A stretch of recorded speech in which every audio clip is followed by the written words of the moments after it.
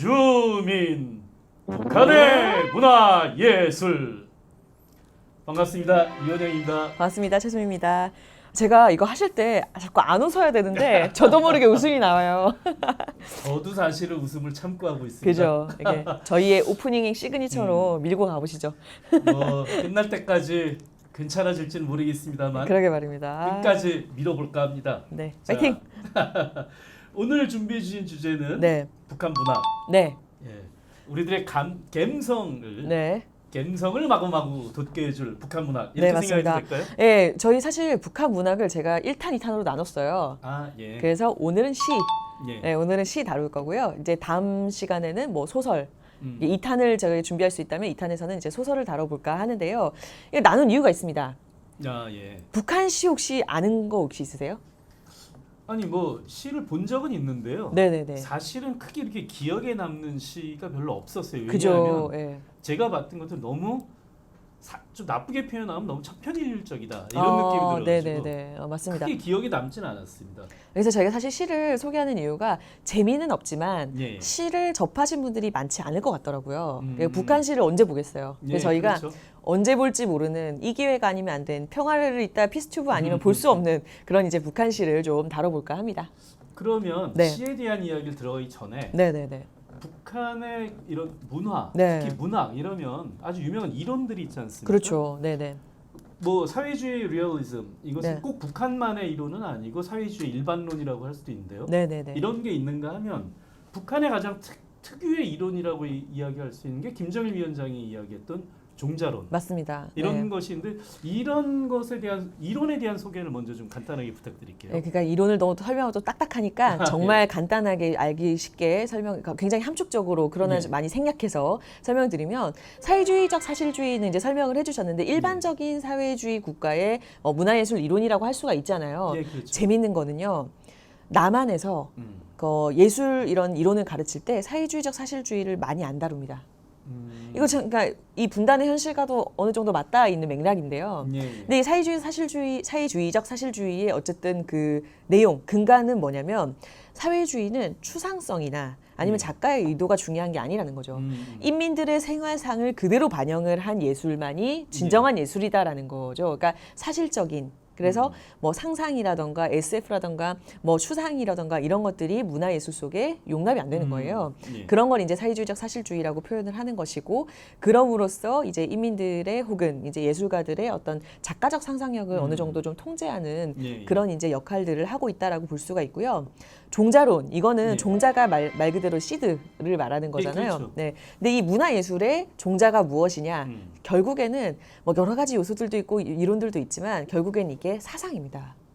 그러니까 예, 예. 사상이자 이제 뭐 메시지이자 소재이자 이런 건데 그거 한 축적으로 얘기하면 이 사상을 의미를 하는 거고, 결국 사회주의에서 예술을 만들 때는 이 사회주의적인 사상, 전체주의든 뭐든 이 사상이 들어가야 한다라는 겁니다. 예. 그래서 북한의 사실 문화예술은 전반적으로 문학도 마찬가지고 전반적으로 당이 원하는 예를 들어서 자력갱생을 밀고 싶다. 혹은 네. 성공 정치를 밀고 싶다 그러면 거기에 관련된 문화예술이 만들어진다라는 거죠. 네. 근데 그게 이제 어떤 그 사회주의의 문학을 포함해서 문화예술의 특성이다라고 볼 수가 있겠습니다. 결국 한마디로 얘기하면 종자론이라고 하면 말 그대로 씨앗에서부터 네. 모든 것이 발화해서 열매로 결과가 되는데 그렇죠.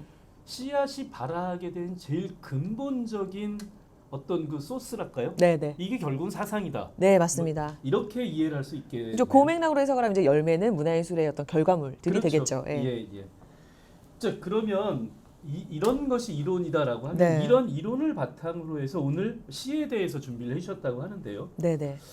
먼저 지난 시간에도 좀 궁금했었던 것이 북한의 가수나 네. 혹은 뭐 이제 영화 배우나 이런 직업을 선택할 수 있을 때 어떤 과정을 통해서 되는지 네네. 이걸 고일민 선생님이 나오셨을 때 한번 이야기를 나눈 적이 있었는데요. 네네. 마찬가지로 우리 같으면 시인이 된다, 이게 등단한다 그러잖아요. 그러니까 북한에 있어서 등단하는 과정은 어떤 식으로 가능할까요? 저희와 좀 다른 게 이제 등단이라는 게 저희는 뭐 어떤 그 대회 상을 받거나 예. 문학상을 받거나 예. 뭐 이런 식이 대부분이잖아요. 예. 근데 그런 개념의 등단은 북한에는 없고요. 음. 이제 그 관련된 그런 전공이라던가 예. 뭐 시, 소설 이런 학과들이나 이런 전공들은 존재를 하고 있어요. 음.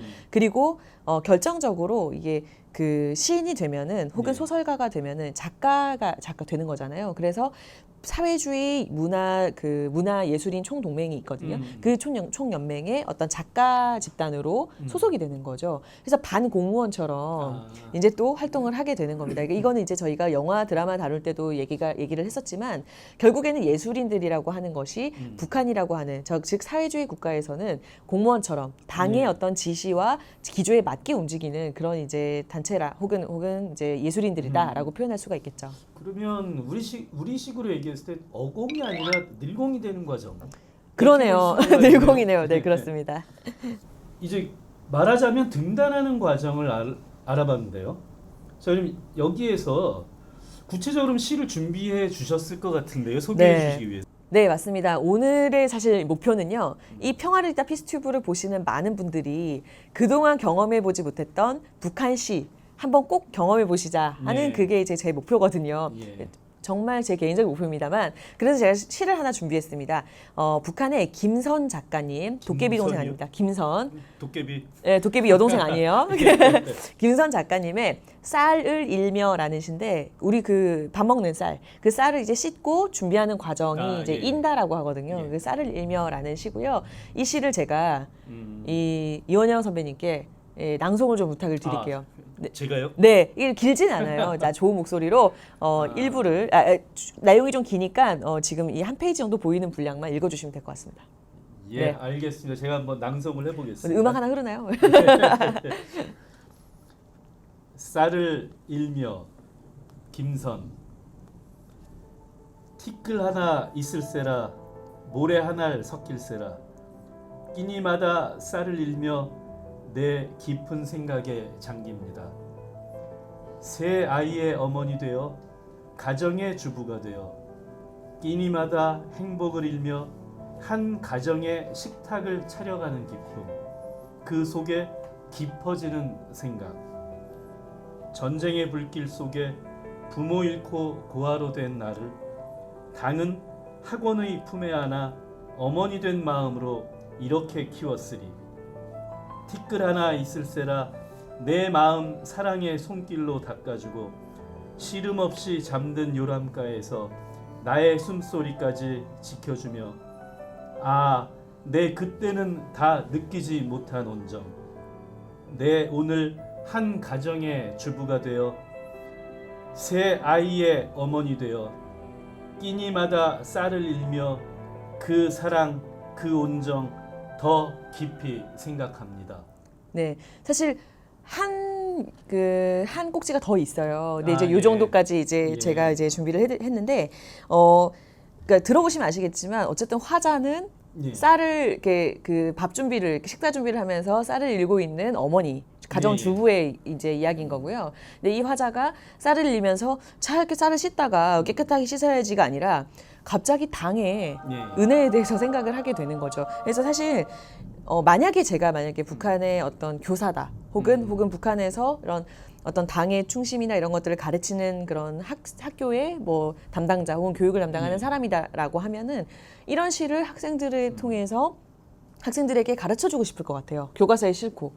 그러니까 딱 느낌이 저 처음 본 시인데요. 네, 낭송하면서 느꼈던 게 사회주의 대가정론이구나. 맞습니다. 어버이 수령 어머니당. 바로 그거예요. 예, 네. 바로 그거고요. 그래서 이제 뒤에 이제 생략된 부분에 가면은 이 수령님의 사랑에 대해서도 약간 언급이 돼요. 예. 근데 쌀을 씻다가 다른 생각을 하는 게 아니라 삼행에 보면은 삼년이죠. 3년에 예. 보면은 전쟁의 불길 속에 부모 잃고 고아된 나를 그러니까 이제 전쟁을 거친 세대예요. 이 어머니는. 그리고 당은 학원의 품에 안아 어머니 된 마음으로 이렇게 키웠으리. 즉 당을 어머니처럼 이제 그 대응해서 해석을 하고 있는 거고요. 그리고 이제 이러한 그 당의 어머니와 같은 그런 품 속에서 내가 자랐고 이제는 내가 내 아이들에게 어머니로서 이제 쌀을 일면서 이런 사랑을 기억하고 생각하는 거고 이제 마지막 그 생략된 연으로 가게 되면은 어떤 얘기들이 나오냐면 내 아이들아 너네들도 이렇게 자라라라는 거예요.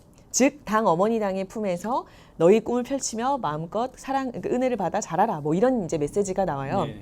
근데 이 시의 훌륭한 점은 뭐냐면 굉장히 대응구가 좋고 표현 방식이 감성적이고 그리고 어머니의 사랑을 해석을 할 때에도 도움이 됩니다. 그렇죠? 그런데 이제 결국에는 이 북한시가 가지고 있는 어떤 선전적인 목표까지도 담고 있어요. 그러다 보니까 이제 저희가 볼 때는 이런 시를 반복해서 보다 보면은 결국 기승전 선전이구나라고 해석을 하게 되는 것이고요. 물론 오해하지 않으셔야 할 부분은 뭐냐면 정말 자연만을 노래한 그래서 행간을 아무리 읽어도 어떤 수령이나 수령에 대한 그런 충성이나 당에 대한 그 찬양이나 이런 것들이 별로 들어가지 않은 그런 시들도 분명 존재해요. 아, 그럼 혹시 네네. 그런 시도 준비를 좀 해주셨나요? 그래서 이제 가을 풍경을 노래한 시가 있어요. 그러니까 자연을 이제 노래하고 가을 노을을 노래하고 이런 이제 노래 그 시가 하나 있는데 요 시를 제가 한번 그러면 읽어드리도록 하겠습니다. 가을 날의 속삭임 성연일 해는 벌써 기울어 저녁 노을을 타는 듯 붉은데 노을빛 속에 굽니는 벼바다가 좋아 나는 너희 복판에 취한 듯 서 있다. 탐스런 이삭들을 무겁게 떠이고 황금 옷자락을 훨훨 날리는 들. 오늘도 한껏 쏟아진 가을볕에 탐스럽게 나다를 익혀낸 너. 좋구나. 높이 솟은 로젓갈이 눈앞에 그려주며 내 이렇듯 알찬 나다를 떠올리고 있는 것이 너를 한껏 살찌운 흐뭇함에 겨워 내 이렇듯 어린애 마냥 웃고 선 것이 이렇게 되어 있습니다. 자 이제 달지는 않고 중략을 한 것인데요. 지금 저 듣다 보니까 무슨 생각이 있냐면요. 야, 이 시는 추석 직전쯤에 라디오에 무슨 사연을 보내면서 그렇죠. 라디오의 진행자가 이 시를 딱 한번 읽어주면 그렇죠. 기가 막히겠는데 이 생각이 들었거든요. 예, 그리고 이제 그 음악과 가을 들판과 이런 장면들을 보여주는 그런 TV에서도 가능하겠죠, 사실. 네. 그런 장면들이 이제 그려지시죠. 근데 결국에 이 시 같은 경우에는 이러한 유형의 시 같은 경우에는 국가에 대한 찬양이나 충성 이런 것들을 좀 배제하고 굉장히 이제 자연 소재를 이제 자연이나 어떤 그런 풍요 이런 것들로 좀 잡아서 이렇게 노래한 시라고 볼 수가 있겠고요. 혹자는 이 시 역시도 결국 가을의 추수와 풍성을 선전하는 것이다라고 이제 해석을 하는 경우도 있는데 사실상 이런 시는 어디에나 너무나 많거든요. 그렇죠. 예, 그래서 이제 순수하게 자연을 노래하는 시다라고 좀 해석을 하는 것이 더 바람직한 해석이 아닐까 싶습니다. 아니 저는 오히려 이게 어떤 아까 이야기했던 종자론에 들어간 사상을 느끼기보다는 오히려 밀레 만종 같은 그림에 훨씬 가까운 맞습니다. 이런 느낌이었거든요. 혹은 뭐 이삭 줍는 그런 이제 그 명화들을 이제 연상을 시키는 거죠. 그렇다면은 북한시에서도 내용이라든가 소재 이런 데서 좀 변화가 있다 이렇게 볼 수도 있는 걸까요? 최근에는요 사랑이라던가 연애 감정 이런 것들 노래한 시도 많이 등장을 했고요. 그리고 이제 뭐 이런 자연, 그러니까 직접적이지 않은 그런 이제 그러니까 충성이나 뭐 당의 그런 지시나 이런 것들을 직접적으로 드러내지 않는 그런 시들이 굉장히 많아졌어요. 그러니까 종자론이 살아 있지만 소재나 표현 방법이 굉장히 다양해졌다라고 볼 수가 있겠죠. 그렇다면 문화에서 이런 변화가 나타난다라고 하는 것은 결국 문화가 광의로 이야기했을 때 그 생활 양식, way of life 이렇게 얘기를 하는데 그러면 북한 사회에 있어서도 조금씩 변화가 있나? 이렇게 해석을 할 수도 있을까요? 물론입니다. 그러니까 북한 인민들이 그러니까 특히 젊은 층을 중심으로 해서 이 문화나 예술을 향유하는 방식이 많이 바뀌었어요. 그러니까 뭐 way of life라고 표현할 수도 있겠고 아니면 정말 젊은 세대의 트렌드라고 볼 수도 있을 텐데 그런 이제 양식들이 그 사회 문화를 향유하는 양식들이 바뀌고 그러다 보니까 직접적인 표현 혹은 직접적인 소재, 뭐 당에만 혹은 국가에만 국한된 소재를 사용했을 때 더 이상 이제 내부적인 체제 선전의 효과가 높지 않다라고 해석을 할 수도 있을 것 같아요. 예. 그럼 마지막으로 결국 우리가 이런 식의 북한 문화에 관심을 갖고 좀 보는 것 네. 이것이 갖는 의미가 뭔지 간단하게 한번 정리 한번 좀 해주시죠. 네, 사실 오늘은 시를 다뤘기 때문에 조금은 간접적이지만 북한 사회상을 시나 소설을 통해서 굉장히 많이 들여다볼 네. 수가 있죠.